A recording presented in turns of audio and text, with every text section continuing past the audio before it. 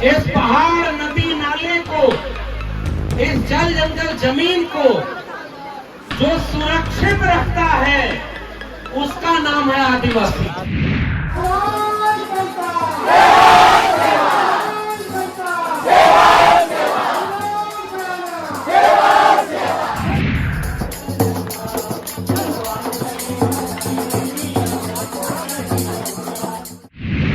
और भारत ही नहीं, दुनिया भर में जहां भी पर्यावरण कोई बचाया है और बाकी इंसानों के रहने लायक बनाया है, वो है आदिवासी।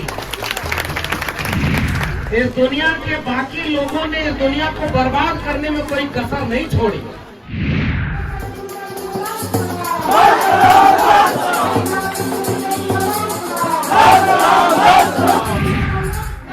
ये बाकी हम जैसे लोगों को आपको समझाने की जरूरत है कि आदिवासियों को बचाओ अगर इस दुनिया में इंसान को बचाना है।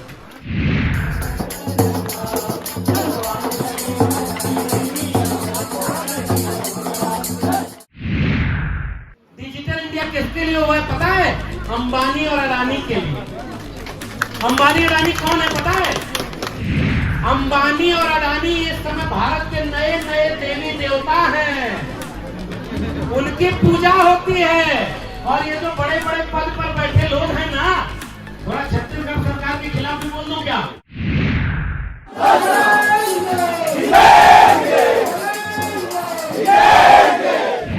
अरे पूजना हो तो उसको पूजेंगे जो आपको हक दिलाता है, कि जो हक छीनता है वो आपको पूजने की जरूरत है। लड़ाई लड़ी थी जयपाल सिंह मुंडा ने, इसलिए अगर आपको किसी को अपना नायक मानना है तो तिलका मांझी, सिद्धू कानू, बिरसा मुंडा के बाद जयपाल सिंह मुंडा को अपना नायक मानिए और घर घर बताइए कि जयपाल सिंह मुंडा ना होते तो हमें बड़ा अच्छा नहीं।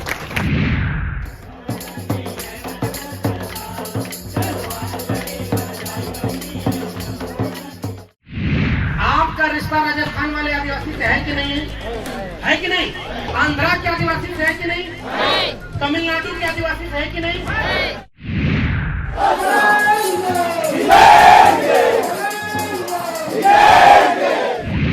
एक तीर एक कमान, आदिवासी एक समान, जय जोहार का नारा है, भारत देश हमारा है। धन्यवाद। और आप सभी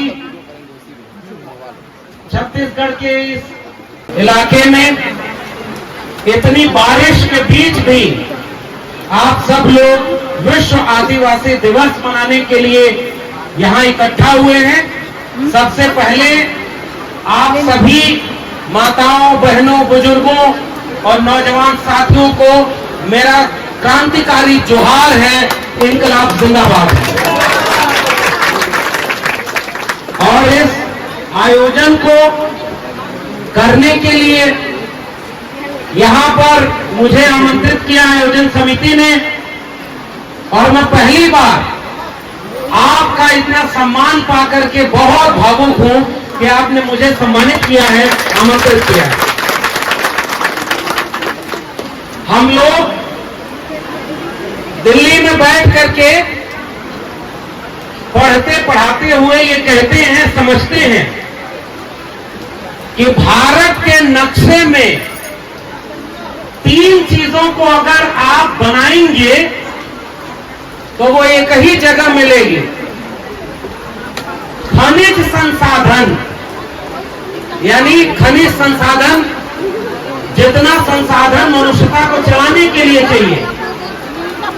दूसरा जंगल और तीसरा आदिवासी। ये तीनों भारत के नक्शे पर एक मिलेंगे और तीनों एक दूसरे की रक्षा करते हैं। तो ये प्रकृति में पल करके इस पहाड़, नदी, नाले को, इस जल जंगल जमीन को जो सुरक्षित रखता है उसका नाम है आदिवासी। और भारत ही नहीं, दुनिया भर में जहां भी पर्यावरण कोई बचाया है और बाकी इंसानों के रहने लायक बनाया है, वो है आदिवासी। वरना इस दुनिया के बाकी लोगों ने इस दुनिया को बर्बाद करने में कोई कसर नहीं छोड़ी। आदिवासियों ने उसे बचाने की कोशिश की। इसलिए मैं आपके बीच में आकर बहुत गौरवान्वित हूं। तो जिस प्रकृति, जिस जल जंगल जमीन को आप बचाने की लड़ाई लड़ते हैं, आज देखिए वही प्रकृति आपका इम्तिहान ले रही है, आपकी परीक्षा ले रही है। मैं फिर से सलाम करता हूं आपको कि आप वो परीक्षा पास हैं और यहां खड़े होकर के भीगते हुए कार्यक्रम सुन रहे हैं। तो साथियों, मैं आदिवासियों के बारे में अगर कुछ पढ़कर बोलूंगा, जो बोलूंगा वो पढ़कर बोलूंगा, सीख कर बोलूंगा, और आप तो उसे जीते हैं, तो हमसे ज्यादा आप जानते हैं कि आदिवासी कौन है और उसकी लड़ाई कौन है। हो सकता है आपसे ज्यादा किताब हमने पढ़ी हो सकता है मैं दिल्ली विश्वविद्यालय में पढ़ाता हूं, प्रोफेसर हूं, लेकिन इसका मतलब ये नहीं कि मैं आदिवासियों पर आपसे ज्यादा जानता हूं, क्योंकि आप जो हैं वो आप हैं और आप रोज लड़ करके जो है उसे बचा रहे हैं, इसलिए हमसे ज्यादा आप जानते हैं कि आदिवासी कौन। लेकिन मैंने जो नारा लगाया था मैं वहीं से अपनी बात शुरू कर रहा हूं। आपके हमने पढ़ा अपने इतिहास में, एक तीर एक कमान। जोर से नारा लगा, एक तीर एक कमान, आदिवासी एक कमान। ये नारा नहीं, आपकी ताकत है, ये ताकत है आपकी। अच्छा, अब मेरे सवाल का जवाब दीजिए साथियों, आपको एक समान बनाने का नारा क्यों लगाना पड़ रहा है? इसका मतलब कहीं ऐसा तो नहीं कि कोई बीच में तोड़ना चाह रहा है, कोई बीच में तोड़ना चाह रहा है, कोई अलग करना चाह रहा है, कोई अलग बता रहा है कि एक आदिवासी दूसरे से अलग है। क्या आप अलग है क्या? नहीं। कोई दूसरे से अलग है क्या? नहीं। आदिवासी आदिवासी अलग अलग है क्या? नहीं। सब एक समान है। क्यों? क्योंकि सबका त्योहार, सबकी परंपरा, सबकी रवायत एक जैसी है ना। आप मेरी एक बात सुनिए, आपकी लड़ाई किस बात की लड़ाई है? हम लोग जब कहते हैं कि दलित, पिछड़ा, आदिवासी, ये तीनों एक लोग, बहुजन लोग हैं, क्यों कहते हैं? क्योंकि अगर आप आदिवासी नहीं रहेंगे तो हम किसको एक करेंगे भाई? अगर आपको आदिवासी नहीं माना जाए तो हम किसको एक करेंगे? यानी आदिवासी, दलित और मैं पिछड़े समाज से आता हूं, ओबीसी जिसको कहते हैं, तीनों की लड़ाई एक जैसी है। लेकिन हो सकता है लड़ाई दिखने में अलग अलग हो। जैसे हम लोग जल जंगल जमीन नहीं जानते और हम घूमने के लिए जब पहाड़ और जंगलों में जाते हैं, आप उसे बचाने के लिए वहां लड़ते हुए जी रहे होते हैं। ये हमारा और आपका अंतर है। लेकिन फिर भी साथियों, एक बात अब मेरी बताइए, मैं दिल्ली से चल के आया हूं तो मैं भाषण देने नहीं आया हूं। नंबर एक बात, मैं आपसे कुछ सवाल पूछने आया हूं। आपकी आबादी इस देश में कितनी है? आदिवासियों की आबादी इस देश में कितनी है पता है? बताइए। संविधान जब भारत आजाद हुआ तब आदिवासी की आबादी कितनी थी? 7.5%, 7.5%। तो आदिवासी जितनी आबादी है उतना उनको क्या मिला? आरक्षण मिला कि भाई देश को चलाने में हमने विदेशी ताकत को तो भगा दिया, अब यहाँ के लोगों का शासन होगा, आम जनता का शासन, जनता के लिए, जनता पर। तो ये पता चला कि 7.5% भारतीय जो है वो तो कहीं है ही नहीं। तो 7.5% शिक्षा, रोजगार में उनको आरक्षण मिला। उसके बाद क्या हुआ? आज जब 2011 की जनगणना हो रही है तो पता है आदिवासियों की जनसंख्या घटी है कि बढ़ी है? जोर से बोलिए। बढ़ी है ना जनसंख्या? आपका हक बढ़ा क्या? आपका अधिकार बढ़ा क्या? नहीं। आपको नौकरी मिली क्या? नहीं। आपको शिक्षा मिली क्या? नहीं। आपको जल जंगल जमीन पर पूरा हक मिला क्या? नहीं मिला। आपको लड़ना पड़ रहा है। इतनी ही बात है। देखिए, इस देश में मैं दिल्ली विश्वविद्यालय से आया हूं साथियों, मैं एक सवाल पूछता हूं। ओबीसी समाज की प्रोफेसर 2019 तक इस देश के केंद्रीय विश्वविद्यालयों में एक भी ओबीसी समाज का प्रोफेसर नहीं था। आदिवासी कितने थे? सवाल है मेरा, अगर आदिवासियों की आबादी 7.5% है तो कम से कम 100 में 8 प्रोफेसर आदिवासी होने चाहिए थे कि नहीं? आपके प्रोफेसर होने चाहिए थे कि नहीं? आपके आईएएस होने चाहिए थे कि नहीं? आपके डीएम और एसपी होने चाहिए थे कि नहीं? आपकी नौकरी 8% होनी चाहिए थी कि नहीं? सारी लड़ाई इस बात की है कि नहीं? तो फिर देश किसका है भाई? ये हम पूछते हैं ना कि अगर हमारा ये देश है। मैं 2 लोगों को याद कर रहा हूं साथियों अपनी बात शुरुआत में ही। सबसे पहले जिन्होंने आदिवासियों की तीर कमान को दिकुओं के खिलाफ लगा करके जल जंगल जमीन के लिए उल्लंघन किया, उस नायक का नाम है बिरसा मुंडा, और मैं उन्हें याद करते हुए अपनी बात कर रहा हूं। कौन थे बिरसा मुंडा? इसी संथाल परगना के एक ऐसे नायक बिरसा मुंडा जिन्होंने मात्र बहुत कम उम्र में तीर और तलवार लेकर के, अपना हथियार लेकर के किसके खिलाफ लड़ाई लड़ी थी? जिन्होंने कहा कि जो दिकू हैं, दिकू कौन थे? बाहरी। दिकू का मतलब बाहरी। आप लोग भोजपुरी समझते हैं कि नहीं? पहले बात थोड़ी बहुत समझते हैं भोजपुरी। मैं यूपी आजमगढ़ से आया हूं तो मैं भोजपुरी मेरी भाषा है, तो भोजपुरी थोड़ा बहुत समझिएगा, नहीं समझेंगे तो मैं बताऊंगा। अब एक बात समझिए, दिकू मतलब बाहरी। हमारे यहाँ यूपी से कोई कमाने अगर दिल्ली बंबई चला जाता था तो उससे कहते थे कि कहाँ गए हैं, तो कहे परदेश गए हुए। परदेश गए हुए, परदेश का मतलब समझ रहे हैं? दूसरा देश। तो भारत देश में ही परदेश बंबई कलकत्ता कैसे हो गया भाई? इसका मतलब जो हमारी जमीन थी वही हमारा देश था, बाकी सब बाहरी थे। बिरसा मुंडा ने, धरती आबा ने क्या नारा दिया? उन्होंने कहा जो हमारी जल जंगल जमीन छीनने के लिए आएगा वो सब दिकू हैं और हमें उनके खिलाफ उल्गुलान करना पड़ेगा। और आज विश्व आदिवासी दिवस पर आपको उल्गुलान करने की जरूरत है, यही अपील मैं आपसे करने आया। उल्गुलान का मतलब जानते होंगे आप लोग। उल्गुलान क्या है? नहीं जानते? मैं बता रहा हूं। उल्गुलान का अर्थ है क्रांति। क्रांति का मतलब क्या?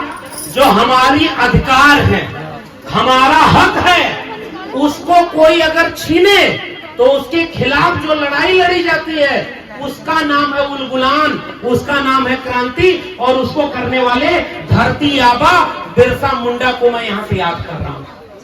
अब एक बात मेरी जवाब दीजिए। बिरसा मुंडा ने कहा ये जल जंगल जमीन तो हमारा है रे भाई, हम यहाँ पैदा हुए, हम प्रकृति में पले बढ़े। बाहर से कोई आके कहता है कि ये जल जंगल जमीन हम आपसे छीनेंगे और आपका विकास करेंगे। क्या करेंगे? आपका विकास हुआ? नहीं। आपका कोई विकास हुआ? आजादी के अमृत महोत्सव मनाया जा रहा है, पता है? अमृत महोत्सव का मतलब क्या होता है पता है? अमृत महोत्सव का मतलब आजाद हुए इस भारत को 75 साल पूरा हो गए। 75 साल पूरा हो गया। 75 साल बाद जो देश आजाद हो गया, क्या उसके अधिकार जो जल जंगल जमीन का था वो उसके आदिवासी का होना चाहिए था कि नहीं? लेकिन जो लड़ाई बिरसा मुंडा ने लड़ी, जो लड़ाई सिद्धू कान्हू ने लड़ी, जो लड़ाई तिलका मांझी ने लड़ी, उस लड़ाई को लड़ने वाले जो लोग थे वो आपके पुरखे थे, वो आपके पुरखे थे ना। अब मेरे एक बात का और जवाब दीजिए। एक दूसरा नाम मैं आपसे ले रहा हूं, क्या आप जानते हैं उनको? जयपाल सिंह मुंडा। जयपाल सिंह मुंडा को नहीं जानते बाकी लोग? मैं आपको बताता हूं, बाकी हमारे बहुत वरिष्ठ लोग बैठे हुए हैं, ये सारे लोग जयपाल सिंह मुंडा को जानते हैं। मैं आपको बता रहा हूं, अरे पूजना हो तो उसको पूजेंगे जो आपको हक दिलाता है, कि जो हक छीनता है वो आपको पूजने का जरूरत है? हक दिलाने वाले को पूजना होगा ना। तो बिरसा मुंडा आपके हक के लिए लड़े थे ना। तिलका मांझी कौन थे? जो आपके हक के लिए लड़े थे। इस देश में सिद्धू कान्हू थे जिन्होंने आदिवासियों की लड़ाई लड़ी, और जब इस देश का इतिहास लिखा गया तो आप बताइए, बाहर के लोगों को न तो बिरसा मुंडा को पढ़ाया जाता है सिलेबस में, न तिलका मांझी को पढ़ाया जाता है, न सिद्धू कान्हू को पढ़ाया जाता है, और न जयपाल सिंह मुंडा को पढ़ाया जाता है। क्यों नहीं पढ़ाया जाता पता है? क्योंकि अचानक कोई आए और आपसे कहे कि तुम आदिवासी नहीं हो, तुम क्या हो? बात समझ रहे हैं सब लोग? अब मैं आपको बता रहा हूं जयपाल सिंह मुंडा कौन थे। जयपाल सिंह मुंडा जो आईएएस की परीक्षा पास कर दिए थे, जिससे डीएम बनते थे और हॉकी खेलते थे। भारत की जो राष्ट्रीय टीम थी उसके सदस्य थे जो ओलंपिक खेलने गई, और जब जयपाल सिंह मुंडा का रिजल्ट आया तो उनसे कहा गया कि तुम हॉकी में जाओ या नौकरी लो, और वो हॉकी में गए और भारत को गोल्ड मेडल जिताया उन्होंने, पूरी दुनिया में नाम कमाया। और जब जयपाल सिंह मुंडा लौट कर आए तो पूरे झारखंड छत्तीसगढ़ का जो जंगल का इलाका है उसमें उन्होंने जल जंगल जमीन की लड़ाई लड़ी थी। और फिर पता है, जब संविधान भारत का बन रहा था, संविधान जानते हैं ना, नया भारत कैसा बनेगा इसका किताब का नाम है संविधान। और उस संविधान से आपको हक मिला। क्या हक मिला? कि आपके ग्राम पंचायत की अनुमति के बिना कोई आपसे आपकी जमीन नहीं ले सकता। अभी हमारे साथी कह रहे थे जमीन छोड़िए, एक लोटा पानी में नहीं ले सकता बिना ग्राम पंचायत की अनुमति के। ये आपका अधिकार उस संविधान ने दिया ना, ये अधिकार आपको उस भारत के संविधान ने दिया ना। पेशा एक्ट आपको भारत के संविधान से मिला ना, वन अधिकार अधिनियम आपको भारत के संविधान से मिला ना। इसलिए वो आपको अधिकार देता है। जो आपको अधिकार देता है उस किताब का क्या नाम है? भारत का संविधान। और जो आपसे आपका अधिकार छीनता है उनको क्या कह रहे हैं? दिक्कू, बाहरी लोग हैं, ये सब बाहरी हैं जो आपके अधिकार छीन रहे हैं। भारत के संविधान बनाने की संविधान सभा में जयपाल सिंह मुंडा शामिल थे। जयपाल सिंह मुंडा आपके नायक हैं, मेरे भी नायक हैं, लेकिन मुझसे पहले आपके नायक हैं, क्योंकि आपको आदिवासी होने का हक दिलवाने के लिए लड़ाई लड़ी थी जयपाल सिंह मुंडा ने। इसलिए अगर आपको किसी को अपना नायक मानना है तो तिलका मांझी, सिद्धू कान्हू, बिरसा मुंडा के बाद जयपाल सिंह मुंडा को अपना नायक मानिए और घर घर बताइए कि जयपाल सिंह मुंडा न होते तो हमें बना देता। इसलिए भारत ही भारत नहीं बनता अगर जयपाल सिंह मुंडा भारत के संविधान सभा में नहीं खड़े होते। अब मेरी बात सुनिए, भारत की संविधान सभा में जो दिल्ली जहां से मैं चल के आया, आपके यहाँ तो साहब इतनी दूर आए रास्ता ही नहीं मिल रहा था। वो जो पुल बना है उस पर इतना पानी क्या बहने लगा, वहां पुलिस वाले खड़ा होकर के कह रहे हैं आगे जाने मत दो, रास्ता बंद है, सब डूब गए, सब बह गए। और बाद में चल के आए तो कहीं इतना पानी है उसी पर लोग चल करके आ रहे हैं। अरे भाई पुलिस वाले लोगों, अरे ये आपके अपने लोग हैं, इनको भ्रमित करने की क्या जरूरत है? अगली बार यहाँ कार्यक्रम हो तो यहाँ पक्की सड़क भी होनी चाहिए और तब जाकर ये कार्यक्रम होना चाहिए। भाई आपका जल जंगल जमीन है, यहाँ आपका कार्यक्रम नहीं होगा, किसका कार्यक्रम होगा? और यहाँ पर कार्यक्रम होने के लिए पूरी सुविधा होनी चाहिए। तब जयपाल सिंह मुंडा ने दिल्ली से, जहां से मैं चलकर आया हूँ, बहुत खराब जगह है दिल्ली, मैं उसका बुराई कर रहा हूँ, बहुत खराब जगह दिल्ली। क्यों? क्योंकि दिल्ली में बड़ी बड़ी इमारत में बैठकर, बड़े बड़े एसी में बैठकर बड़े बड़े लोग हमारे और आपके हक का सौदा करते हैं। और अगर हम जमीन की लड़ाई छोड़ देंगे तो दिल्ली वाले आपके हक को बेच देंगे। याद रखिएगा मेरे आदिवासी भाई, बहुत खराब जगह है दिल्ली। और उसी दिल्ली के कॉन्स्टिट्यूशन क्लब यानी संविधान सभा में जयपाल सिंह मुंडा खड़े होकर बोले, हम आदिवासी हैं, हम इस देश के मूल निवासी हैं, हम सैंधव घाटी सभ्यता के वारिस हैं। आप हमें लोकतंत्र मत सिखाइए, हमसे आपको लोकतंत्र सीखने की जरूरत है। वो जयपाल सिंह मुंडा को पढ़िएगा, उस जयपाल सिंह मुंडा की कहानियां अपने वरिष्ठ लोगों से सुनिएगा। तब जयपाल सिंह मुंडा ने लड़ाई लड़ी थी कि आदिवासी को उसकी जल जंगल जमीन पर पहला हक आदिवासी का है। किसका हक है? हाँ, ये जल जंगल जमीन किसकी है? ये जल जंगल जमीन पर पहला हक किसका है? ये जल जंगल जमीन को आज तक बचाया किसने है? जब तक बचाया आपने है, हक आपका है, तो कोई बाहर से क्यों आके कहेगा कि मैं तुम्हें बताऊंगा कि आदिवासी नहीं तुम हिंदू हो? ये गलत है कि नहीं? ये गलत है तो इसको होने देंगे क्या? नहीं। अगर आप आदिवासी ही नहीं बचे तो आपकी जल जंगल जमीन बचेगी क्या? नहीं। अगर आप आदिवासी नहीं बचे, आपकी परंपरा नहीं बची, तो आप आदिवासी बचेंगे क्या? नहीं। अब एक बात बताइए, जयपाल सिंह मुंडा ने संविधान सभा की बहस में एक बात कही। उन्होंने कहा तुम्हारे देवी देवता अलग होंगे, तुम्हारी पूजा करने का तरीका अलग होगा, हमारा तो संथाली भाषा में हम अपने देवी देवता किसकी पूजा करते हैं? प्रकृति की पूजा करते हैं। हम प्रकृति की पूजा करते हैं। ये पेड़ पौधे, नदी नाले, पर्वत, पहाड़, ये जंगल, ये हमारे हैं, क्योंकि हमने इन्हें पीढ़ी दर पीढ़ी बचाया है। अब सुना तो हमने भी है आपके यहाँ का किस्सा। आपके यहाँ भी कुछ दिक्कू लोग आ गए हैं, पहचान रहे हैं? देखिए, मैं भाई ठहरा प्रोफेसर आदमी, बाहर से आपने बुलाया है, मैं कोई ऐसी बात करके नहीं जाऊंगा कि जिससे कल यहाँ पर झगड़ा हो। ये मेरा काम नहीं है ना। अरे हम तो आदिवासी समाज को पढ़ लिख करके जीने वाले लोग हैं, जिनके यहाँ झगड़ा ही नहीं मोहब्बत का पाठ पढ़ाया जाता है, उनके बीच में झगड़ा किस बात? तो मैं कोई ऐसी बात नहीं कर रहा हूं, लेकिन मैं इशारे में एक बात जरूर पूछूंगा। ये जब पूरा जल जंगल जमीन आपका है, तो यहाँ आप अपना रीति रिवाज कैसे मनाएंगे? ये कौन तय करेगा? रीति तय करेगा कि आप तय करेंगे? आपकी पूजा कैसे होगी? कोई और कैसे तय करेगा? कौन तय करेगा? आपका अधिकार क्या है, आपकी लड़ाई क्या है, ये कौन बताएगा? अपना नेता किसी और को मत होने दीजिएगा। अब लड़ाई किस बात की है? पहली लड़ाई साथियों, ज्यादा वक्त नहीं लूंगा क्योंकि भीगते हुए आप लोग सुन रहे हैं। ये आपका जज्बा बताता है कि इस देश से आदिवासियों को न तो कभी पहले कोई हरा पाया, न आज हरा पाया है, न आने वाले कल में कोई हरा पाया। लेकिन खतरा बढ़ गया है। मैं आपको चेताने आया हूं मेरे साथियों, भाइयों, माताओं, बहनों, बहुत खतरा बढ़ गया है। खतरा क्या बढ़ा है पता है? जंगल में लकड़ी काटने के लिए कुल्हाड़ी का इस्तेमाल होता है ना। कुल्हाड़ी के हथी किसकी लगी होती है? लकड़ी की। आप तो जानते हैं, आप तो कुल्हाड़ी आपका पूजा करने वाला अस्त्र है ना।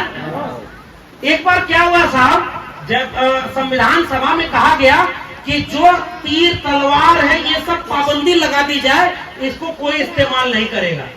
जयपाल सिंह मुंडा खड़े होकर के कहे कि ये तीर और कमान हम आदिवासियों की पहचान है, तुम्हारे लिए ये हथियार होगा, हमारे लिए पूजा करने की चीज है, इसका पाबंदी नहीं लगेगा। और आज भी आदिवासियों की तीर कमान से छेड़खानी नहीं होती।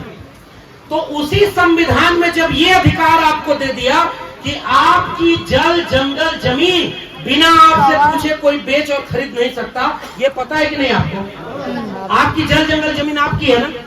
कुछ लोग हैं जो आज ये बात कह रहे हैं कि हम आपका विकास करेंगे, आपकी जल जंगल जमीन हमको दे दो। असली खतरा यही है ना।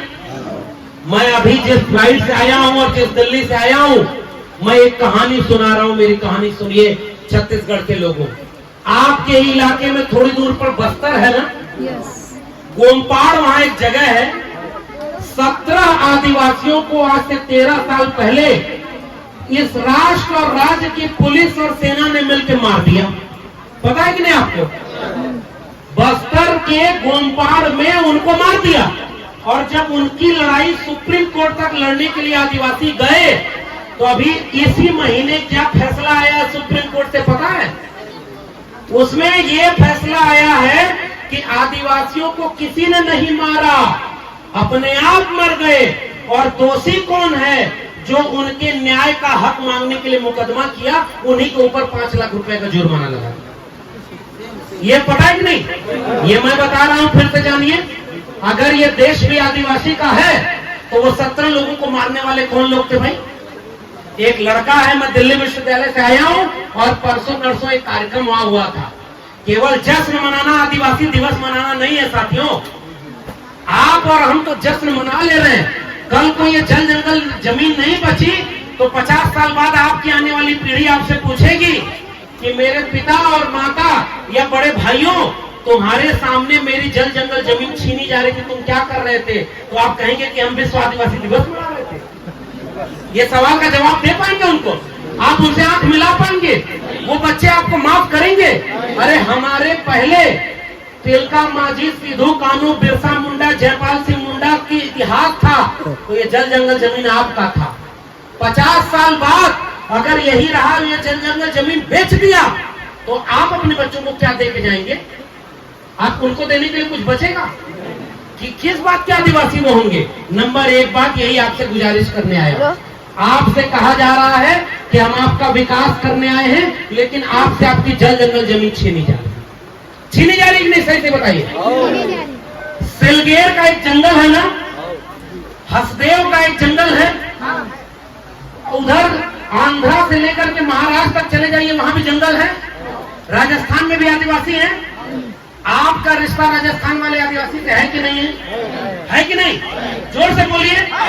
आंध्रा के आदिवासी से है कि नहीं? तमिलनाडु के आदिवासी से है कि नहीं? मध्य प्रदेश के आदिवासी से है कि नहीं? झारखंड के आदिवासी से है कि नहीं? एक तीर एक कमान, आदिवासी एक समान। इसलिए पहला खतरा मैं आपको बताने आया हूँ, आदिवासी को आदिवासी से लड़ाया जा रहा है। सच है कि नहीं? जंगल काटने के लिए कुल्हाड़ी का इस्तेमाल होता है। मेरा किस्सा सुनिए। उस कुल्हाड़ी से जब जंगल को काटा जा रहा था, तो लकड़ियों ने विद्रोह कर दिया। किसने? जंगल की लकड़ियों ने। तो जो कुल्हाड़ी चला रहा था, उसने उस लकड़ियों से क्या जाकर कहा पता है? तुम इस कुल्हाड़ी का विरोध क्यों कर रहे हो? इस कुल्हाड़ी में जो हत्था लगा है, वो लकड़ी तो तुम्हारी है। समझ गए कि नहीं? और जंगल की लकड़ियों ने विद्रोह नहीं किया, और एक दिन सारा जंगल काट दिया गया, क्योंकि जंगल की लकड़ियां कुल्हाड़ी के साथ खड़ी हो गई थी, क्योंकि कुल्हाड़ी में लकड़ी उन्हीं की थी। आपके लोगों को ही आपके खिलाफ भड़काया जाएगा। भड़काया जा रहा है कि नहीं? मुझे पता नहीं, मैं आपसे पूछ रहा हूँ, आपके लोगों को आपके खिलाफ खड़ा किया जा रहा है कि नहीं? क्या आप अपने लोगों से लड़ेंगे? आप अपने लोगों से लड़ेंगे? हाथ उठा के वादा करिए, कभी अपने लोगों से लड़िएगा मत। अगर कोई भटक गया तो उसको बैठा के समझाइए, उससे सवाल पूछिए, उससे ये पूछिए कि जल जंगल जमीन की लड़ाई हमारी है कि नहीं? ये आदिवासी परंपरा क्या होती है? तब जयपाल सिंह मुंडा ने संसद में खड़ा होकर कहा था, ये वर्ण व्यवस्था में हम आदिवासी तो आते ही नहीं भाई, हमारे यहाँ तो जात व्यवस्था है ही नहीं। कौन ब्राह्मण, कौन शूद्र, कौन ये? हम तो आदिवासी लोग हैं, हम जल जंगल जमीन को मानने वाले लोग हैं। हमारे खुदा, हमारे भगवान, हमारे लोग हैं जिनको प्रकृति की पूजा करते थे। अब दूसरा खतरा आपको बता रहा हूं। सड़क बनाने के नाम पर, सड़क बनाने के नाम पर बस्तर में पुलिस की कैंप बनाया जा रहा है, पता है कि नहीं? आप बताइए, आदिवासी को किस चीज की जरूरत है? आपकी मांग क्या है? मैं आपसे पूछता हूँ, आदिवासी को किस चीज की जरूरत है? स्कूल की जरूरत है कि नहीं? स्कूल की जरूरत है कि नहीं? आदिवासी को शिक्षा चाहिए कि नहीं? आपको जल जंगल जमीन चाहिए कि नहीं? अगर आपको भूख लगी है, आप मुझे एक कहानी बताइए। अगर आपको भूख लगी है, आप, एक बच्चा अपने माँ बाप से कहता है कि हमको भूख लगी है, खाना दो, और उसके माँ बाप उससे कहें कि चलो तुमको फुटबॉल खिला के ले आते हैं, तो बच्चा जाएगा?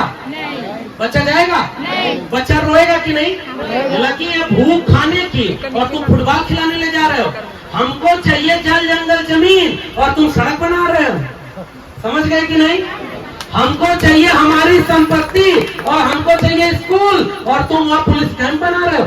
पुलिस कैंप चाहिए कि स्कूल चाहिए? स्कूल चाहिए कि नहीं? शिक्षा चाहिए कि नहीं? आदिवासी की लड़ाई शिक्षा की है ना। जो धर्म और के नाम पर लड़ाने आए, उससे पूछिएगा कि मेरे बच्चों की शिक्षा कहाँ है। यही लड़ाई है ना मेरे हिसाब से। मैं भाई प्रोफेसर आदमी हूँ, बाहर से आया हूँ, मैं जानता हूँ कि शिक्षा की अहमियत क्या होती है। और तब जयपाल सिंह मुंडा ने कहा था, अब तीर और कमान को कलम और किताब से तकदीर बदल देना है, तब आदिवासियों का कल्याण होगा। आज आपके हाथ से कलम, किताब, तीर, तलवार सब छीना जा रहा है। ये सबसे बड़ा खंकट है। दूसरी बात बताइए, हमारे यहाँ एक कहावत चलती है, हमारे यहाँ एक कहावत है भोजपुरी में। एक बार क्या हुआ कि एक बच्चा था, वो मांग रहा था कि हमको लड्डू दे दो, और माँ उसका चप्पल, जो पैंट का नाड़ा होता है, उसको ढीला कर दिया। अब वो किस बारे में परेशान है पूरे दिन कि हमारा पैंट सरक न जाए। आदिवासी मांग रहे हैं कुछ और उनको दिया जा रहा है कुछ और। ये सवाल है कि नहीं? अब दूसरी बात, सरकार किसी की भी नेतागिरी पर हमें कोई बात नहीं करनी। अगर इस जंगल को खोल दिया जाएगा, पेड़ काट दिया जाएगा, तो यहाँ क्या बचेगा? जंगल बचेगा? ये पहाड़ बचेंगे? जब पहाड़ और जंगल नहीं बचेंगे तो ये आदिवासी बचेंगे? जब आदिवासी नहीं बचे, पृथ्वी नहीं बची, तो इंसान बचेंगे क्या? ये बाकी हम जैसे लोगों को आपको समझाने की जरूरत है कि आदिवासियों को बचाओ अगर इस दुनिया में इंसान को बचाना है। बात समझिए इसको, इंसान को अगर बचाना है तो आदिवासी को बचाना है, और आदिवासी को बचाना है तो आदिवासियत की बचाओ। मैं ओबीसी समाज से आता हूं। हमारे यहाँ भी खेती किसानी की परंपरा चलती है। गेहूं बोया जाता है तो गीत गाते हैं, धान रोपा जाता है तो गीत गाते हैं, फसल की कटाई होती है तो गीत गाते हैं, फसल की पूजा होती है। आपके यहाँ भी यही सब होता है ना? आपके यहाँ भी गीत गाते हैं ना? आपके यहाँ भी अनाज की पूजा करते हैं ना? आपके यहाँ भी पेड़ पत्तों की पूजा करते हैं ना? तो हम और आप एक हुए कि नहीं हुए? ये ओबीसी और आदिवासी एक हुए कि नहीं हुए? ये दलित समाज के लोग भी यहाँ बैठे होंगे। दलित समाज को अछूत समझा रहा, दलित समाज को मंदिर में नहीं जाने दिया, दलित समाज को छू दिया तो अपवित्र हो गए। तो दलित समाज भी कहा कि हमारा भी परंपरा वो नहीं है और वो हम भी प्रकृति की पूजा करने वाले लोग हैं। तो दलित, पिछड़ा, आदिवासी तीनों एक हो गए कि नहीं? आपको लड़ाने वाले लोग आएंगे और आपसे कहेंगे कि तुम आदिवासी नहीं हो, हिंदू हो। तो आपसे पूछिएगा उनसे, अगर आदिवासी भी हिंदू था तो हमारी शिक्षा कहाँ है? हमारे प्रोफेसर कहाँ है? हमारी जल जंगल जमीन पर हिस्सेदारी कहाँ है? अब एक तीसरी घटना सुना रहा हूँ। 2019 की बात है, बहुत वरिष्ठ लोग बैठे हुए हैं। सुप्रीम कोर्ट से एक फरमान आया था, पता है, कि आपको कागज दिखाना होगा कि ये जल जंगल जमीन आपकी है। याद है? आपसे कागज मांगा गया था और उसमें 10 करोड़ आदिवासी लोग अपने जल जंगल जमीन से विस्थापित हो रहे थे, है ना? आपसे कागज मांगा था ना? विश्व आदिवासी दिवस के दिन मुझसे हाथ उठा करके एक बात बताइए, सच सच बताइएगा, अगर आपसे 100 साल 50 साल पुराना कागज मांगा जाएगा तो आपके पास होगा क्या? जोर से बोलिए, आपके पास कागज है? आपके 100 साल पुराने कोई डॉक्यूमेंट है? कुछ भी नहीं है। तो क्या जमीन आपकी नहीं है? जमीन तो है ना। 1000 साल पुरानी जमीन आपकी है, 2000 साल पुरानी जमीन है, और कोई आपसे आके कहता है कागज दिखाओ, आप कागज दिखाएंगे क्या? और अगर कागज नहीं होगा तो जमीन छोड़ देंगे? जमीन छोड़ देंगे? जोर से बोलिए। आपसे अगर आपका आदिवासियत को कहा जाएगा आप आदिवासी नहीं हो, ये पूजा ऐसे नहीं ऐसे कर सकते हो, तो छोड़ देंगे पूजा करना? लड़िएगा मत। युद्ध करने के लिए लोग हमला करने के लिए आएंगे। सुना है कुछ दिन पहले यहाँ झगड़ा किया था। मैं कह रहा हूँ, अगर आप एकजुट रहेंगे तो किसी की हिम्मत नहीं होगी कि कोई आपके ऊपर उंगली भी उठाए। एकजुट रहना होगा। और लड़ाई किस बात पे करनी है? मुझे लगता है कि आदिवासियों की लड़ाई 2-3 चीज की है। पहली लड़ाई कि आदिवासी कौन है, क्या है, ये आदिवासी तय करेगा। क्लियर? आदिवासी कौन है, क्या चाहता है, ये आदिवासी तय करेगा, कोई दूसरा। दूसरी लड़ाई, आदिवासी को क्या चाहिए, ये कौन तय करेगा? जोर से बोलिए। आदिवासी क्या चाहते हैं ये कौन बताएगा? आदिवासी कौन है ये कौन बताएगा? तीसरी लड़ाई, आदिवासी जल जंगल जमीन बचाने की लड़ाई, उनकी अपनी लड़ाई। यही ना है भाई? हम तो इतना ही समझते हैं, हम बहुत नादान, हम बहुत कम जानते हैं आदिवासियों के बारे में। आपके सामने आए हैं तो हिम्मत लेकर जा रहे हैं, हिम्मत लेकर जा रहे हैं कि हमारे जंगलों में ऐसे आदिवासी खड़े। और मैं अभी रायपुर आ रहा था तो एक महिला के साथ आया हूं, उसका नाम कितने लोग जानते हैं बताइएगा? उसकी बस्तर में लड़ने वाली एक आदिवासी महिला सोनी सूरी, जानते हैं? सोनी सूरी को जानते हैं? सोनी सूरी के साथ अन्याय हुआ कि नहीं? सोनी सूरी के साथ जेल में बलात्कार हुआ कि नहीं? सोनी सूरी पर झूठा मुकदमा लगाया कि नहीं? सोनी सूरी को ऊपर हमला किया कि नहीं? सोनी सूरी को जेल में बंद किया कि नहीं? और आज कहते हैं सोनी सूरी पर कुछ नहीं हुआ था। और आज अब इशारा समझिए, इस देश में एक प्रधानमंत्री बना है, वो कह रहा है 75 साल साल बाद हमने पहली बार एक दलित महिला को राष्ट्रपति बनाया। आदिवासी, हाँ, एक आदिवासी महिला को पहली बार राष्ट्रपति बनाया। पता चला आप लोगों को? ये तो एक तरह से कहें तो ये अच्छी बात है, इसका विरोध तो हम नहीं कर सकते साहब, क्योंकि पहले भी बहुत लोगों की सरकार थी, आप वही आदिवासी को बना देते। लेकिन आदिवासी महिला को राष्ट्रपति बनाना तो अच्छी बात है, कहीं ऐसा तो नहीं कि नियत में कुछ खोट है, नियत में कुछ खोट है। कैसे? आपसे पूछ रहा हूँ बच्चों, नौजवानों, बताओ इनके द्रौपदी मुर्मू जी के पहले कौन राष्ट्रपति था? जोर से बोलिए। किस जाति से आते थे?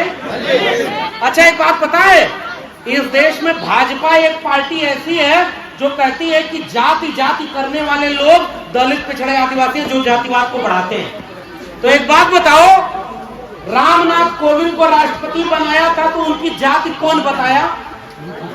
कौन बताया? भाजपा वाले बताए ना, प्रेस कॉन्फ्रेंस करके बताए ना।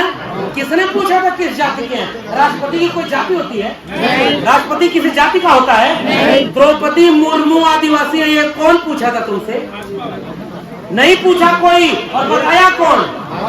इसका मतलब कि वो सब बहुत सातिर लोग हैं, धोखा देते हैं। अब उदाहरण दे रहा हूं, सुनो आदिवासी समाज के लोगों, मैंने पहले भी कहा था, इस देश की बड़ी बड़ी राजधानियों में आपके पुरखों के हाथ से बनाए हुए ईंट, बालू, सीमेंट से बड़ी बड़ी जो इमारत खड़ी हुई है ना, वहां आपके बच्चों के भविष्य को बेचा जाता है। इसलिए उस दिल्ली के खिलाफ सजग रहना। आपके बच्चों को बर्बाद किया जा रहा है वहां पर। कैसे? रामनाथ कोविंद दलित थे, रामनाथ कोविंद दलित थे, और दलितों जैसे आपके यहाँ एक पेशा एक्ट है ना सर, आपके यहाँ वन अधिकार अधिनियम है ना, बिना आदिवासियों की ग्राम पंचायत में कोई जमीन नहीं छीन सकता, आपके यहाँ कोई पेड़ नहीं काट सकता, ये आपको हक मिला है ना। अनुसूची 5 में शामिल है ना, उसमें संशोधन भी कोई नहीं कर सकता ना। ये सब कौन बना के गया? भारत का संविधान। ऐसे ही दलितों के लिए एक कानून बना था, SC/ST atrocity prevention act. Hindi में बता रहा हूँ, पहले अभी सोनी सूरी का बात कर रहा था ना मैं, सोनी सूरी का मैंने अपने चैनल पर इंटरव्यू लिया है, कभी मौका मिले, मुझे पता नहीं ये बात यहाँ कहनी चाहिए कि नहीं, मंच पे बहुत वरिष्ठ लोग बैठे हैं, कि मेरा YouTube चैनल देखिए। अरे जिनके यहाँ आने के लिए सड़क तक 75 साल में नहीं बनी, वो YouTube चैनल कैसे देखेंगे? मैं तो शर्म कर रहा हूँ, कैसे YouTube चैनल पे देखेंगे? इस देश में वहाँ एक प्रधानमंत्री बैठ के कहता है डिजिटल इंडिया हो गया। आपके यहाँ कोई स्कूल है ढंग का क्या? नहीं। कोई ATM है क्या? नहीं। कोई बैंक है क्या? नहीं। इस बात का डिजिटल इंडिया हो गया भाई। डिजिटल इंडिया किसके लिए हुआ है पता है? अंबानी और अडानी के लिए। अंबानी अडानी कौन है पता है? अंबानी और अडानी इस समय भारत के नए नए देवी देवता हैं, उनकी पूजा होती है। और ये जो बड़े बड़े पद पर बैठे लोग हैं ना, थोड़ा छत्तीसगढ़ सरकार के खिलाफ भी बोल दूं क्या? बोलना जरूरी है भाई। तो अब ये छत्तीसगढ़ सरकार वाले भी बताएं कि जो जो कानून आदिवासियों के खिलाफ भाजपा सरकार बनाई थी, क्या कांग्रेस वाले उसको विरोध में बदल दिए क्या? क्या कांग्रेस के काम से संतुष्ट है क्या? अब इसमें यही है, कोई बड़ा दुश्मन है, कोई बड़ा कटार चलाता है और कोई मीठा मीठा बोलकर आपका हाथ मांगता है। अब मेरा सवाल का जवाब दीजिए। जैसे दलितों के ऊपर अन्याय अत्याचार होता था, उनकी बेटियों के साथ बलात्कार होता था, दलित का मतलब समझते हैं ना? दलित जो अछूत था भाई, जो आज हिंदू बनाने आए, उससे पूछना कि दुनिया के किसी देश में इंसान को छू ले तो अपवित्र नहीं होता, और तुम जम्बू द्वीप पे आर्यावर्त भारत। रामनाथ कोविंद राष्ट्रपति रहने के बाद जिस मंदिर में गए, पुजारी ने उनको घुसने नहीं दिया। बताओ जाति बड़ी चीज है कि नहीं? है कि नहीं? राष्ट्रपति अगर मंदिर में नहीं घुस पा रहा है तो गरीब जनता जा पाएगी क्या? राष्ट्रपति मंदिर से गया तो पूरे मंदिर को गंगा जल से धुलवाया कि नहीं?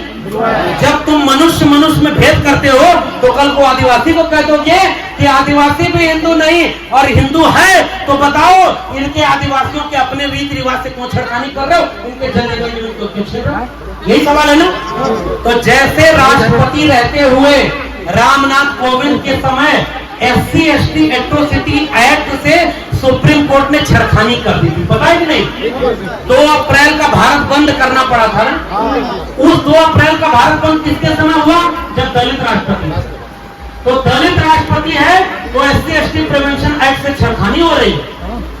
एक रोस्टर आया था, पता नहीं आप लोग जानते हैं कि नहीं, 13 पॉइंट रोस्टर, 13 पॉइंट रोस्टर, जानते हैं नहीं जानते होंगे? अरे सुनिए, मैं जिस विश्वविद्यालय में प्रोफेसर बना हूं ना, मैं आज भी खोजता हूं कि मेरे बस्तर के, मेरे झारखंड के, मेरे राजनांदगांव के किसी आदिवासी को खोजता हूं जो दिल्ली यूनिवर्सिटी का कोई प्रोफेसर बन के मेरे साथ खड़ा हो, मुझे नहीं मिलता है। बताओ 75 साल बाद इस देश का कौन है? कौन वाइस चांसलर है जो आदिवासी है?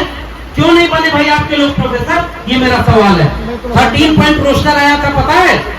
उसमें 13 पॉइंट पर रोस्टर को रोक दिया और 14वां पद जो बनता तो वो आदिवासी को बनता। यानी अगर किसी यूनिवर्सिटी में 14 पोस्ट आती तो 14वीं किसको मिलती? आदिवासी को। जोर से बोलिए। और रोस्टर कितने पर रोक दिया? 13 पे। आदिवासी का नंबर ही नहीं। बताओ किसके कार्यकाल में हुआ था? 5 मार्च का भारत बंद करना पड़ा ताकि इस देश के बड़े बड़े विश्वविद्यालयों में आदिवासी भी प्रोफेसर बने, आदिवासी भी वाइस चांसलर बने, आदिवासी भी पढ़ लिख करके देश चलाएं। वो काम नहीं हुआ। तो जैसे रामनाथ कोविंद के राष्ट्रपति रहते, दलितों के खिलाफ सारा काम हुआ। मुझे डर है कि द्रौपदी मुर्मू को राष्ट्रपति बना के कहीं जल जंगल जमीन को अंबानी और अडानी के हाथों बेचा तो नहीं जाएगा? जोर से बोलिए, आपको क्या लगता है? आपको क्या लगता है बेचा जाएगा? आपको क्या लगता है खतरा है? जोर से बोलिए, खतरा है कि नहीं? राष्ट्रपति बनने से आपका लाभ नहीं होगा ना? आपका लाभ किसमें है? जल जंगल जमीन का हक पाने। इतना ही मेरी बात है साथियों। मैं केवल आपसे गुजारिश करने आया हूं, लड़वाने वाले आजकल बहरूपिये आ गए, बहरूपिये आ गए हैं। आपके यहाँ भी कोई आया है, मैं उसका नाम और नहीं लूंगा, जानता सब हूँ, सब जानता हूँ कौन कहाँ से आया है और क्या कर रहा है। मैं एक चुटकुला सुना रहा हूँ, सुनिए। 2-3 चुटकुला है, बारिश भी तेज हो रही है, बस बात खत्म करूंगा। हमारे यहाँ एक धर्म की बात थी। अच्छा और बोले, ये बात होनी चाहिए, एक तीर एक कमान, एक तीर एक कमान। अब चुटकुला सुनिए, धर्म के नाम पर जो भटकाएगा उसको मेरा चुटकुला सुनाइएगा। और मेरे ऊपर कोई अगर कुछ कहे तो कहिएगा कि वो आया था तो बिरसा मुंडा की बात कर रहा था, ज्योतिबा फुले और डॉक्टर अंबेडकर की बात कर रहा था, पेरियार की बात कर रहा था। तुमको अगर विरोध करना है तो जाओ उन लोगों का विरोध करो। हमारे यहाँ तो चुटकुला चलता है। क्या चुटकुला चलता है? सुनिए, भोजपुरी समझ जाए तो बताइएगा। आखिरी में एक गांव में कुछ बच्चों ने गधा मार दिया। गधा समझते हैं? गधा की हत्या कर दी। अब गांव के लोग परेशान हो गए, गांव के पंडित के पास गए कि हुजूर इस गांव के लड़कों ने गधा मार दिया है। पंडित नाराज होकर खड़ा हुआ, अरे गधा मारना तो बहुत बड़ा पाप है, इसका तो वेदों में लिखा है कि 22 प्रकार के नरक होते हैं, किसी में तुमको तला जाएगा, किसी में तुमको भुना जाएगा, किसी में तुमको काटा जाएगा, किसी में तुमको सड़ाया जाएगा, बड़ा पाप लग गया। तो वो गांव वाले बोले कि मुक्ति कैसे मिलेगी? तो कहा हवन कराना होगा। कितना खर्चा आएगा? कहे लाखों रुपया खर्चा आएगा। फिर धीरे से गांव वाला एक जाकर कहा, पंडित जी जो 4 लड़कों ने गधा मारा है उसमें एक आपका बेटा संतोष भी था। अब आप सोचिए क्या होगा। जैसे ही उसने कहा कि उसमें आपका बेटा संतोष भी था तो पंडित जी आराम से बैठे और बोले, 2-4 लइकन में एक संतोष और गधा के मरले में कौनो ना दोष। यानी अभी थोड़ी देर पहले जो पंडित जी बता रहे थे कि अरे बहुत बड़ा पाप है, जब उनका अपना बेटा आया तो पता चला कोई दोष नहीं है, माफ है। धोखा है कि नहीं? धोखा है कि नहीं? हमारे लोग धोखा खाए थे क्या? बिरसा मुंडा धोखा खाए? जोर से बोलिए, धोखा खाए? नहीं खाए ना? जयपाल सिंह मुंडा धोखा खाए? आप क्यों खाएंगे धोखा? मेरा सवाल है, आप धोखा खा जाएंगे? एक और चुटकुला सुनिए। एक आदमी पेड़ पर चढ़ गया खजूर के, ऊपर से नीचे देखा तो डर लगने लगा, तो हनुमान की पूजा करता था। मैं किसी के खिलाफ नहीं बोल रहा हूं, मैं तो चुटकुला सुना रहा हूं। मैं किसी देवी देवता के खिलाफ नहीं बोल रहा हूं। सुनिए, मेरा दोस्त था, वो ऊपर से देखा, कहा हनुमान जी अगर मैं सही सलामत नीचे उतर गया तो इस मंगलवार 1 किलो लड्डू चढ़ाऊंगा। थोड़ा ताकत मिला, आधा दूर उतरा तो कहा हनुमान जी आजकल बड़ी गरीबी है, नौकरी कोरोना में चली गई है, आधा किलो लड्डू चढ़ाऊंगा, उतरने में खुश हो जाना। थोड़ा और नीचे उतरा तो कहा कि हनुमान जी हर मंगलवार आपके यहाँ बड़ा लड्डू चढ़ता होगा, मैं पाव भर चलाऊंगा 250, उतने में ही खुश हो जाना। उसके बाद ऐसा करते करते जमीन पर उतरा, कान पकड़कर उठक बैठक किया कि हनुमान जी न आज के बाद जीवन में कभी पेड़ पर चढ़ूंगा और न लड्डू चढ़ाऊंगा। ये दिमाग लगाना है और कुछ नहीं करना, कुछ नहीं करना। हमें किसी के धर्म से लड़ना है क्या? नहीं। जाओ तुम मंदिर लेके अपना रखो, मंदिर से आपकी लड़ाई है क्या? नहीं। किसी धर्म से आपकी लड़ाई है क्या? नहीं। आपकी लड़ाई तो आपकी अपनी है ना, आपकी लड़ाई जल जंगल जमीन की है ना। भटकिएगा मत, कोई आपको भटकाएगा, लड़ाएगा, हाथ जोड़कर आदिवासी लोगों अगर हम आपस में लड़ गए ना, क्योंकि वो बहुत चालाक धूर्त लोग हैं, हमारे खिलाफ हमारे लोगों को आगे करेंगे, जानते हैं ना, हमारे खिलाफ हमारे आदिवासी को। अरे कहेंगे कि ये गोंड आदिवासी है, ये दूसरा आदिवासी है, ये अलग है, वो अलग है। आप दोनों ऐसे हाथ पकड़ के कहना कि एक तीर एक कमान, यही मेरा वादा है आपसे कि लड़िएगा मत, सारे आदिवासी एक जैसे। और मंदिर मंदिर के नाम पर नहीं लड़ना। नोटबंदी हुई थी, नोटबंदी हुई थी, पता है 500 और 1000 के नोट बंद हो रहे थे, पता है ना। तो इस समय क्या हुआ कि एक आदमी बड़ा चालाक था, थोड़ा काला धन रखा था, वही काला धन जिसको बाबा रामदेव बोले थे ले आएंगे और आप लोगों को दे देंगे, 15-15 लाख रुपया मिल जाएगा। 15 रुपया भी मिला क्या? 15 रुपया भी नहीं दिया ना। ये सब दिल्ली में बैठ के झूठ बोलता है कि नहीं, और आपका वोट ले लेता है, अगली बार आदिवासी को आदिवासी लड़ा देगा। नोटबंदी हुई, एक आदमी मंदिर चला गया और कहा कि 500 और 1000 की जो नोट बंद हो गई थी वो धड़ाधड़ मंदिर पे चढ़ाने लगा कि भगवान को ही खुश कर लेता हूँ, नोट तो बंद हो गई है, बैंक जा नहीं सकता। अचानक एक व्यक्ति बीच में आया और कहा अरे ये नोट बंद हो गई है, भगवान को क्यों चढ़ा रहे? आदमी बोला अरे भगवान को थोड़े पता है कि ये नोट बंद हो गई है। तो वो आदमी जोर से बोला भगवान थोड़े ही नोट लेता है, जो नोट लेता है उसको पता ही कि ये नोट बंद हो गई है। आप चढ़ाते थे भगवान के नाम पर, और बीच में कौन? विवेकानंद का नाम सुना है आपने? ये हिंदू धर्म वाले उनका बड़ा नाम लेते हैं विवेकानंद का। आपका रायपुर एयरपोर्ट विवेकानंद के नाम पर है। विवेकानंद बहुत बड़े हिंदू थे, गणेश की पूजा कर रहे थे, मंदिर के सामने बैठे थे और देखे कि उनके सामने जो चढ़ावा चढ़ाया गया लड्डू, वो एक चूहा लेके भाग रहा है। और विवेकानंद बोले कि ये कैसा भगवान है, अपना लड्डू नहीं बचा सकता तो हमको क्या बचाएगा? ये विवेकानंद की कहानी है। वो धर्म वाले आपको एक दिन आते हैं और कहते हैं कि चलो तुम सब हिंदू हो, चलो मंदिर में पूजा करने, जाओगे क्या आप? वो धर्म आपका धर्म है क्या? मैं केवल ये गुजारिश करने वाला हूँ, आदिवासियत आपका धर्म, जल जंगल जमीन आपका, इतना ही मेरा आग्रह है। धर्म के नाम पर केवल इसलिए लड़ाया जा रहा है क्योंकि आपकी जल जंगल जमीन नए वाले देवी देवता के हाथों बेच दिया जाए। अंबानी और अडानी के बच्चों को कभी कांवड़ लौटे देखे हैं? कभी कांवड़ ढोना समझते हैं? कांवड़ जल चढ़ाना, जल चढ़ाने जाते हैं। हिंदू धर्म खतरे में है, ये किसके बेटा बेटी को बचाने के लिए बोलते हैं? सब दलित पिछड़ा आदिवासी को समझाएंगे कि हिंदू धर्म खतरे में है। और मलाई कौन खाता है हिंदू धर्म की? अच्छा, अगर सबका धर्म था तो मंदिर में पुजारी सब क्यों नहीं हुए? सारे लोग पुजारी होने चाहिए कि नहीं? कोई ऐसा मंदिर है जिसका पुजारी आदिवासी है? बताइए भाई, कोई आदिवासी पुजारी है? कोई पिछड़ा पुजारी है?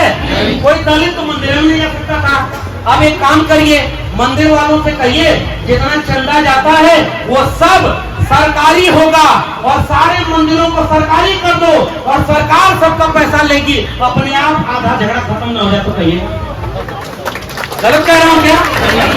अगर भगवान मेरा है तो मुझे उसको खुश करने के लिए पैसा देने की जरूरत है? भाई पैसा देने की जरूरत है? मेरा भगवान तो मेरे पहाड़ पर बसता है। मैं यहाँ से जब फसल काट कर आदिवासी गीत गाऊं तो उसमें गीत में क्या था गांव छोड़ब नहीं, जंगल छोड़ब नहीं, माए माटी छोड़ब नहीं, लड़ाई छोड़ब नहीं। वो लड़ाई आपकी। और ये आखिरी बात कह के अपनी बात खत्म करूंगा। मेरे आदिवासी भाइयों, खतरा बहुत बड़ा है। और खतरे में क्या है पता है? कोई धर्म खतरे में नहीं है, आपके बच्चों का भविष्य खतरे में, आपके बच्चों की शिक्षा खतरे में है। ये स्कूल अगर सबको मिल जाए तो धर्म के नाम पे झगड़ा खत्म हो जाएगा कि नहीं? अगर सबको रोटी मिल जाए तो ये झगड़ा खत्म हो जाएगा कि नहीं? आदिवासियों को चाहिए रोटी, कपड़ा, मकान, स्कूल, स्वास्थ्य। आपके यहाँ हॉस्पिटल है क्या? अगर मुझे सर दर्द करने लगे तो मैं क्या करूंगा बताइए? कोई मंत्र पढ़ूंगा कि दवा खाऊंगा? अगर मुझे इलाज कराना है तो मंदिर जाऊंगा कि हॉस्पिटल जाऊंगा? जोर से बोले, कहाँ जाऊंगा? बीमारी में कहाँ जाएंगे? पढ़ाई करने कहाँ जाएंगे? पढ़ाई करने कहाँ जाएंगे? तो स्कूल और हॉस्पिटल हमारे लिए मंदिर मस्जिद हुआ कि नहीं? हमें लड़ाई किस चीज की करनी चाहिए? स्कूल और हॉस्पिटल की। बाकी कोई भी लड़ाई करवाए, हाथ जोड़ के कहना हमें नहीं लड़ना। हमें जल जंगल जमीन का अधिकार, और उस सरकार से सजग रहिएगा। अभी छत्तीसगढ़ सरकार वाले कह रहे हैं, छत्तीसगढ़ सरकार वाले कह रहे हैं कि हम राम बनाया है कि नहीं? राम का भवन बना रहे, राम के नाम पर लाखों रुपए खर्च कर रहे हैं। हम कह रहे हैं कर लो, लेकिन आदिवासियों का भी एक पथ गमन रास्ता बनवा दो जिसमें सारे आदिवासी एक दूसरे से जुड़े। यह अपील होगी ना। और आखिरी बात, राष्ट्रपति आदिवासी बन जाए, इससे आपका भला नहीं होने वाला। वो अच्छी बात है कि राष्ट्रपति बन गए, कल को प्रधानमंत्री भी तो राष्ट्रपति की बजाय बनना चाहिए आदिवासी। इस देश का प्रधानमंत्री एक आदिवासी होना चाहिए कि नहीं? अधिकार किसके पास है? राष्ट्रपति के कि प्रधानमंत्री के? सबसे ज्यादा पावर किसके पास है? नए वाले देवी देवता अंबानी अडानी पैसा किसको देते हैं? ताकत से नियम कानून कौन बनाता है? आपकी जल जंगल जमीन बेचने के लिए कौन नियम बना रहा है? अभी आप लोगों को किसान आंदोलन हुआ तो पता है कि नहीं? किसानों की जल जंगल जमीन बेचती थी ना। किसान एक साल लड़े, 700 किसान शहीद हुए, अपनी जमीन बचा लिए ना।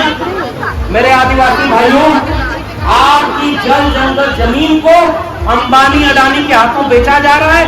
अगर आपका कोई दुश्मन है तो ये अंबानी और अडानी है, जो आपकी जल जंगल जमीन आपसे छीन लेंगे।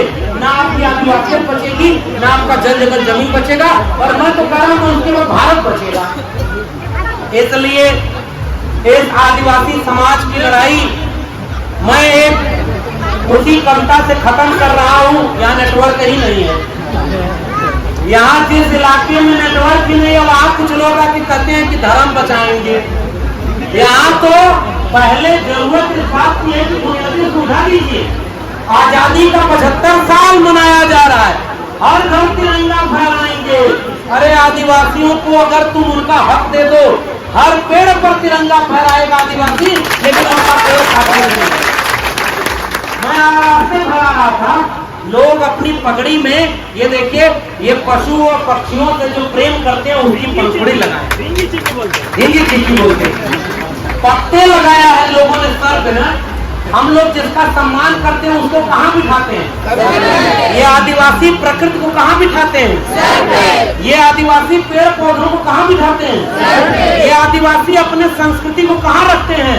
और आज कोई आके कह रहा है कि आदिवासियों तुम आदिवासी नहीं हो, क्या माफ कर दोगे उसको? क्या पहचानोगे नहीं उन्हें? लड़िएगा मत मेरे आदिवासी भाइयों। आपको लोग लड़ाने आएंगे, आपको लोग तोड़ने आएंगे, आपको लोग बांटने आएंगे, क्योंकि उनका काम यही है नफरत का। वो भाई को भाई से लड़ाते हैं। और हमारे यहाँ हम लोग एक नारा लगाते थे, उस नारे में क्या है पता है? उन्नान से जो शुरू किया था ना, एक तीर एक कमान के साथ आदिवासी एक समान। और दूसरा नारा था जय जोहार का नारा है, जय जोहार का नारा है, जय जोहार का नारा है। तो एक तीर एक कमान, आदिवासी एक समान, एक तीर एक कमान, आदिवासी एक समान। दोनों नारा एकजुट लकड़ियों को अलग अलग रखो तो तोड़ो तो टूट जाती है ना, लकड़ी का गंठर बना दो तो नहीं टूटती है ना। आदिवासी आदिवासी अलग अलग रहा तो टूट जाएगा कि नहीं? आदिवासी आदिवासी मिलके गट्ठर बन जाएगा तो किसी हिम्मत तोड़ पाएगा? ये भारत देश किसका है? भारत देश किसका है? जब आपका है तो इस देश की संपत्ति किसकी होगी? इस देश की जल जंगल जमीन किसकी है? जोर से बोलिए, किसकी है? जंगल किसका है? पेड़ किसका है? ये संपत्ति किसकी है? ये पशु किसके हैं?